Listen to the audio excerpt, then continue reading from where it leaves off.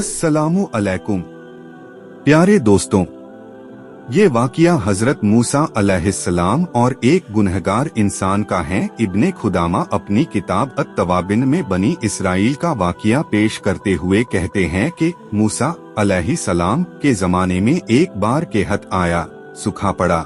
आप अपने तमाम सहाबा के साथ अल्लाह की बारगाह में हाथ उठाकर बारिश के लिए दुआ करते हैं। अल्लाह की जानिब से मूसा अलैहिस्सलाम को गैब से आवाज आई और कहा कि ऐ मूसा, आपके एक सहाबी ने अभी तक तौबा नहीं की। मूसा अलैहिस्सलाम अपने सहाबा से कहते हैं कि तुम में से कौन है जिसने अभी तक तौबा नहीं की, इसीलिए बारिश नहीं हो रही। ये कहते ही बारिश का बरसना शुरू हो गया।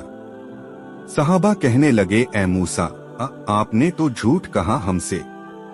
देखो बारिश तो शुरू हो गई। मूसा परेशान होकर अल्लाह से सवाल करने लगे, ऐ अल्लाह, ये कैसा माजरा है? अल्लाह ताला ने फरमाया, ऐ मूसा, जैसा ही तुमने सहाबा से तौबा का जिक्र किया, मेरे उस गुनहगार बंदे ने मुझसे अपने गुनाहों की तौबा कर ली। रिवायतों में आता है कि उस सहाबी के मुंह से अस्तगफार का जुमला निकला।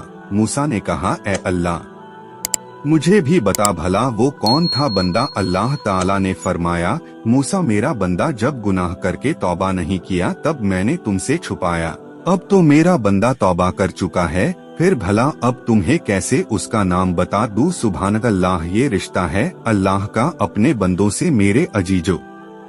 अल्लाह रब्बुल इज्जत हमारे गुनाहों को पोशीदा रखने पर कादिर हैं, और सिर्फ पोशीदा ही नहीं बल्कि हमारे गुनाहों को मुआफ करने पर भी कादिर है। जरा शिद्दत से खालिस उसकी बारगाह में हाथ फैलाकर तो देखो। बहरहाल इस वाक़ये में नसीहत है उन तमाम हजरात के लिए जो अल्लाह से मायूस होकर अल्लाह के आगे सर झुकाने के बजाय फलाह और फलाह के दर पर झुकते हैं।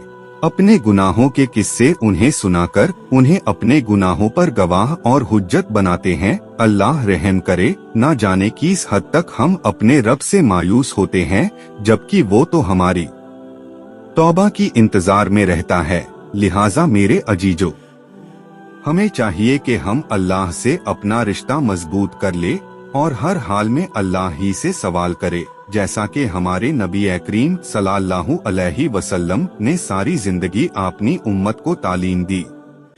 इंशा अल्लाह उल अजीज। अल्लाह ताला हमें कहने सुनने से ज्यादा अमल की तौफीक दे। जब तक हमें जिंदा रखे इस्लाम और ईमान पर जिंदा रखे, खात्मा हमारा ईमान पर हो।